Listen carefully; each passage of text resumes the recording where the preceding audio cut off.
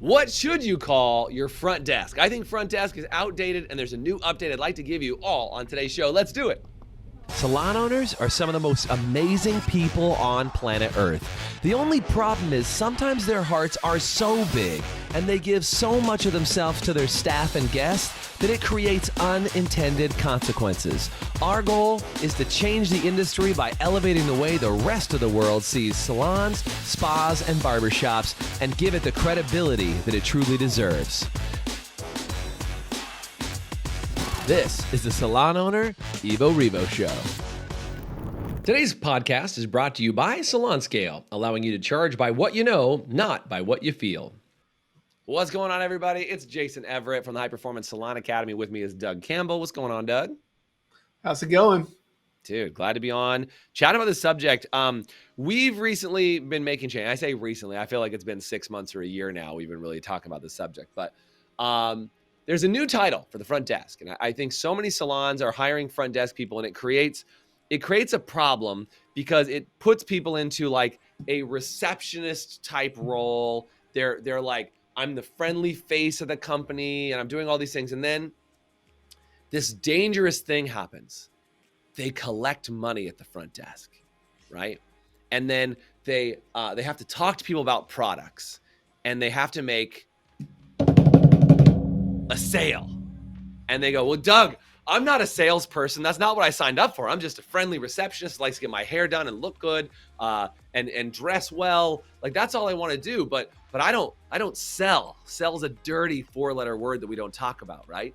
And so the problem becomes that front desk who has to make sales says, that's not my job. I don't do that. That's not what's going on. So Doug, what have we started calling, and you might be getting the hint of this, by the way, what are we now calling the front desk? Front desk is no longer the front desk. They are now the sales desk. Because to your point, I mean, it's a mental thing. You know, it comes to what the context is. I think even from just a hiring standpoint, wherever you're saying I'm hiring for the sales desk, how you're going to advertise that, how you're going to interview something like that is completely different than hiring for the front desk, because that does in everybody's mind that, a receptionist job. So I don't have to do this. I don't have to. And then to your point, we start trying to get them to do the things that need to happen in that position. There's resistance because in their mind, that's not what they're hired for. So whenever you do it to sales desk, it's like, well, it's in the name of the title. And then it also conditions the clients too, because we don't say you go up to the front desk. Oh, you can ask them up at the sales desk. So there again, it's like we are in business to sell things, and it's not a dirty word. So let's put things out, because I always say, like, people are coming through your doors for a reason. And it's to, if you're a salon, it's to look and feel better. And so if you're not doing everything in your power to help them look and feel better, then you're doing them a disservice. Right. And so when you come in, you just halfway do it. Well, I don't want to talk to them about that. It's like, that's why they walked in the damn front door in the first place. I mean, come on. So, but getting in that mindset, doing it that way, it changes everything. What's interesting that we found too is it changes the energy at the front desk from a merchandising standpoint, because some of the people are like, hey, I think we could redo this part over here and move this and redo this display. It just, because you set that mindset that they're the sales desk, whereas a front desk thing is like, oh, do I need to go check the laundry again? Right. So totally different experience. Well, and think about this. If you know that person at the front desk, and by the way, I used to do a ton of work with another, I'm not going to use their name, but let's just say a very large national brand in the salon and spa space. I'll just put it that way, right? I will not say their name today, but they call their front desk team sales associates. They hire sales associates for the front desk. They create compensation structures tied to them actually making sales, and they set up bonus programs and incentives for them. And so when you go up at this very large chain and you talk to somebody, they know I'm a sales associate and I'm here to help you get what you need by helping you to buy what it is that you came in for. And so they have a whole different attitude. They write sales scripts. It's no different than hiring a sales team if you're a solar company, or a sales team if you are any other business that's at that front counter. And I think, Doug, you mentioned it. It's a mindset shift for two people, the hiree and the employer, right? They're drastically different. And in the ones that I found, the businesses that I worked with that did the absolute best at that, actually hired in people who already had previous, ready, sales experience, right? You know, and by the way, I like to think if you get hung up on the word sales, do me a favor and say I struggle in the chat. If this is your like, Jason, sales is not my thing. That's why I got into hair. I don't want to deal with sales. It's an ugly word. It's a dirty word. Just say I struggle in it. I want to acknowledge you because I know that if you're out there, the problem is that you struggle with this idea of sales being sleazy or like used car sales and all stuff. But I want to say this. Why is it that you love to go to a sale, but you don't like to be in sales? Does that make sense? I like to go to a sales, but I don't like to be in sales. I think there's kind of this interesting word around it is like we associate, and by the way, you don't have to have a front desk that's like used car salesman. Like that's not what this is for, right? First of all, I don't like most people who are in this industry can't be used car salespeople because they're too damn nice. They're too nice. They're too like no matter what they do on planet Earth, they will never be used car salespeople. Trust me. Like it's not. They're not going to accidentally like go, oh, whoops, I'm a used car salesperson. It's not going to happen, right? So number one, they have huge hearts and they're going to serve. And this is the deal. They should be in a position of service through selling, not in selling, right? They should be serving people saying, hey, what does that guest need? What did the stylist ask to make sure they left with? Do they need a travel size product? Do they need, how often is the product lasting? Do they have not only their shampoos and their conditioners and all the products that they need? Are there other things that we offer that would make their life better when they go home? Because that sales desk person's job is to not only follow up on everything that the stylist said or the nail tech said or the esthetician said, but also to say, is there anything else that would make your life better between now and our next visit? And make sure they walk out the door with anything that makes their life better from the salon, from the spa, from the nailer, from whatever that makes their life better. And that person is truly serving that guest who walked in the door that day if they look at sales as a function of providing a better service to the guest. Yeah, and I think the thing is, especially in today's environment, it's like everybody's like, "Wow, it's so expensive to hire, a front desk person." Well, then hire a salesperson that then earn because then you put them in control of their wage, right? Totally. So you put incentives out there for them. Right. You put incentives out there for the more that they sell, the more that they do, then the better pay they'll get. So now they're in the driver's seat. Well, I want to make this much money. It's very possible here to make that much money. And this, so I think one of the things it drives a lot more of them understanding and knowing what you have for sale. Because if you don't understand it, then a client asks about it, you have to go find a stylist to be able to explain to you what it is. Then that doesn't work out so well. So it's like, get where you know what it is. And one of the things that I love is like, and I don't know where we got this from, but you may know what industry that's like. Remember. Most people that buy this product usually get this also. Oh yeah. I don't remember where we got. I guess it's just from we teach that a lot. Buying things on Amazon or on different websites. Yeah. Because most people buy this purchase also were interested in this. So, right. But I think in a live situation that still works. It's like because if someone's doing something, it's like, well, people usually get that. Shampoo and conditioner, this is the styling product that they really like, or this is the deep conditioning product that they really like with that one. Oh, right. Well, that makes sense. And so they go, being able to do those things, but when they inform themselves, it's because everybody's in everything for self-interest, not selfish, but self-interest. Selfish is whenever there's an abuse on somebody on one end of that equation. Self-interest is I want to get the best value that I can get. So how do I do that? I do that by serving someone else's self-interest and getting them to where they need to be. And so that's how everything works out. I think when you get that and put those incentives in the right place, then people start to educate themselves. They start the sales team works together because they've got team goals also. Right. The sales team, meaning the multiple people that are at the front desk, even if they're part-time, they're still sales team. I think just this idea of calling them a sales team drastically transforms your idea of who should be in that role. From hiring to training, like when's the last time you had a sales training for your front desk? Right? Most people don't. They just go, oh, it's our front desk. We gave them a customer service training. Right. Very different than saying do they know how to handle objections? Do they know what to say when somebody says, oh, no, thanks, I'll get back to you on it tomorrow. Or let me go look on Amazon and see where I've got. Like, what do they say? What does the front desk say when they say, I'll just go get it on Amazon? Do they just stutter, or have you given them some training to make sure they walk out the door with the product because that person probably wants it solved, but they wanted to price check it? Like, what are the solutions that you've given them? And I think when you look at it as far as sales training, it drastically changes it. It changes your perception of them. It gives you opportunity to incentivize them, which, by the way, Doug, we got to take a break.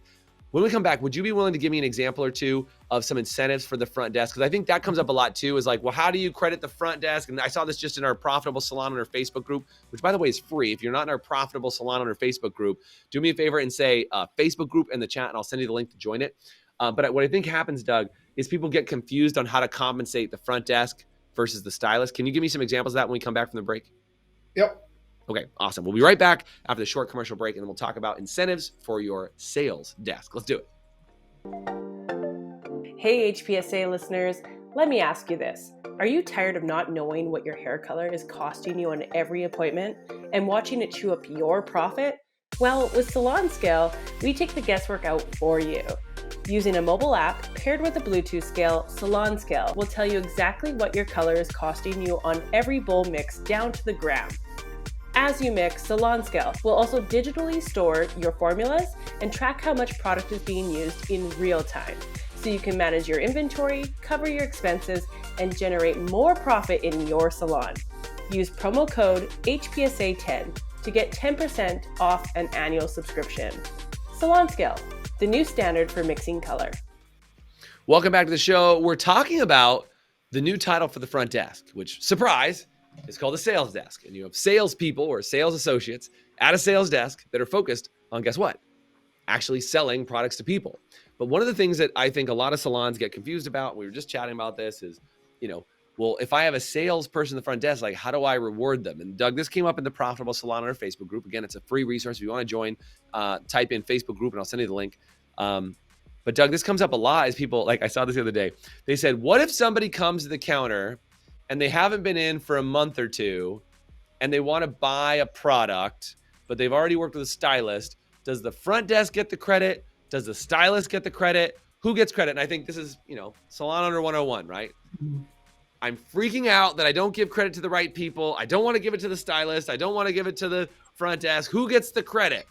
How do you manage some of these things, Doug? How do you manage things like incentives for your sales desk? How do you manage credit when people come in or walk in, or how do you know if the sales desk made the sale or if the stylist made the sale? Can you just talk on that? Because I'm sure you've got some brilliance on this topic. Yeah. So, I mean, one, you've got to have very clear agreements of how the process is supposed to work. You can set it up. You don't have to copy this from Doug, right? But set up your own version of the agreements. And the idea, the principle behind it is how does the incentive benefit the front desk and the service provider? Because if you put those two groups in competition, I'm sure during this call, there's a lot of little voices that have been triggered of oh yeah, but my stylists are going to be so pissed off when they feel like the front desk is trying to sell their client something and they're not getting credit for it. They're stealing my sale and I'm not setting that firestorm in place. Yeah. Okay. I hear you. So what I say is that you can set up a system to where it's a symbiotic relationship, that one works well with the other. So one of the things that we just recently changed is that the front desk can sell, because we used to separate out what front desk could sell and get credit for personally. Or like different products the front desk could sell. Right, like some of our boutique stuff and some makeup and things like that wouldn't necessarily be a direct thing with the stylist. Yeah. But then there were still some things that would every now and then hit up a conflict. So one of the compensation thing that we do for the front desk is, as a team, if they hit their goal, then everybody gets $1 an hour or 50 cents an hour or $1.50, according to where they are on the chart. Yeah, they get a bonus. They get that retroactive pay. So what's important about that is it was earned before you had to promise to pay it out. That's the trick on that one. Is that right? So it's the retroactive rate. So you can give yourself $1.50 raise, whatever, and you show them the way that works out. But then how do we get things to where we credit things with, where the stylists aren't getting upset? Because hold on, I want to make sure that topic landed, because it was a big thing that you said, and I know you're going to continue to drop some more wisdom nuggets here. But so the thing that I heard that you said that was really valuable in my mind, Doug, was you set up an incentive and a goal that when the stylist and the front desk hit together, they all have a benefit to hitting the goal. So it's not necessarily, and again, just make sure I'm clear on this for what you said, it is not necessarily like this product and that product and this product and this product. It's like we hit a goal. When we all achieve it as a team, it benefits all of us, which is a great way to incentivize a team to make sales together. Right. It's helping the stylists reach their goals so they can get to their next level. Plus, it's helping them. I mean, they get bonus off all the retail that they sell. So it's like getting those two people to work together. So it's always, it needs to be symbiotic. The front desk is getting a raise based upon the sales goals of the team. And the payouts for the sales desk is it's based on so you could do the numbers. At what sales point could I afford to pay them more? Instead of just saying, I'm going to promise you $16 an hour. When you've worked here for 6 months. Right. I mean, the problem is with that, I mean, I know there's some companies that recommend that, if your front desk get all these goals and they get a raise. Well, the problem that happens with that is they get a raise and then their performance drops down to the same as that person that you just hired that's $3 an hour less to them. Or maybe that person's performing better, but you can't take that raise away. So the thing is you continue to earn by performance, you continue to earn more. So it kind of guarantees the performance for the pay. I think the other thing that we did was we said, and this took a little bit to get the stylist on board with it, is that we're going to open up the front desk can sell anything to anybody and get credit for it if it's their first purchase. After that, the credit goes right. After that, the credit rolls over to the stylist. Okay. Right.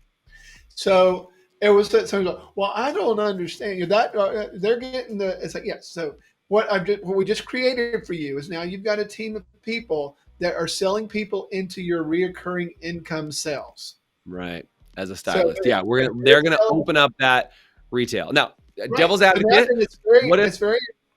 What if the stylist recommends the product? They go up to the front desk and say, I want to get that shampoo. They go buy the shampoo. Does the front desk still get the credit for it? Yeah, if the stylist did the sell that way, that still would go to the stylist. Okay. But I was just curious how you track whether it was like a first time ever or if the stylist is that we're wanting the front desk to engage. Because we just had one that hit $1,500 in sales. One person that is not even full time hit $1,500 in sales because we unleashed the Kraken, if you will.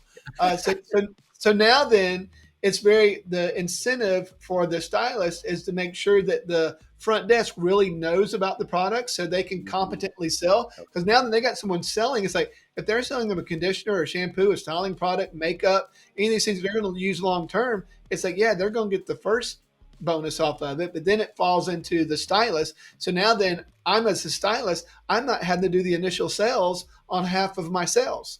I've got someone else selling for me. So while I'm here, making money with my hands, I've got someone else selling into my future income. I like it. So it's kind of, I mean, it's funny. It kind of sounds like insurance sales to a certain degree in my mind, right? It's like insurance sales, they want that long-term buy. They want you to buy the insurance and hold that insurance forever. And it's that same thing as like, if you can get somebody to cross the line and become a professional products buyer inside the salon, you've got a long-term client. People typically don't go from buying professional products and switching back to tail and mane or whatever, herbal essence. Like they don't normally go back. They're like, oh no, I've upgraded myself. Right. It's worth it. When they cross that line, they are now a long-term committed buyer. So you're saying you incentivize that front desk to get them over that line so the stylist can continue to benefit from that. That's smart, man. I dig it. If you guys think that's wicked smart, do me a favor and say smart in the chat so Doug knows he can pat himself on the back for some good things going on over there. But I think, again, I think so many people in the sales desk conversation, Doug, so many people are caught up in but I don't want them to feel salesy, sleazy, and all those things. And I hope you guys are hearing as we're talking about this, we're not trying to make it wrestle your clients and guests to the ground and get them to buy products. It's just serving your guests with more of what they need, making sure that the salon can take care of them holistically, with what they're doing when they go home, when they're there. Because again, I know a lot of salons in our system sell, hot tools and all kinds of other products that would be very helpful. And if your front desk sales desk, if your front desk / sales desk is able to articulate and talk about all of the offerings that you have, all the boutique products, maybe even there's a makeup line, like maybe you carry makeup or skincare or other things inside your salon. And I'll tell you, man, I've walked into so many salons. I've done a ton of work with Bare Minerals, and Bare Minerals inside salons do incredibly well, right? By being able to have those opportunities. Because again, it's reoccurring revenue, reoccurring income, and you have all these different opportunities. Those sort of situations are what help your salon become massively more profitable, because you're just learning new ways to serve your guests at a high level. Right? Yeah, I think the key to it is you need to have a fully knowledgeable staff, not just a couple people. Because I've seen in salon situations where there's some stylists sitting there, they know their favorite products and then this, and that. But some stylists go, oh, well, I don't know about that line. I never use it. Yeah. And so we need to create an incentive to where everybody in the salon really knows what they're talking about, so that they can serve the guests better. Yeah. And so by serving the guests better, everybody makes more money. Totally. And the guest is happier with their experience, because it's like when you go anywhere. I know for me anyway, I love whenever I'm talking to somebody that knows what they're talking about and feels confident they can guide me in the right direction, give me the reason why this is a good, so I can make an informed decision. Well, this one has this. What are you looking for? Well, this one will do that. This is also another choice that could do that. The difference is X, Y, and Z.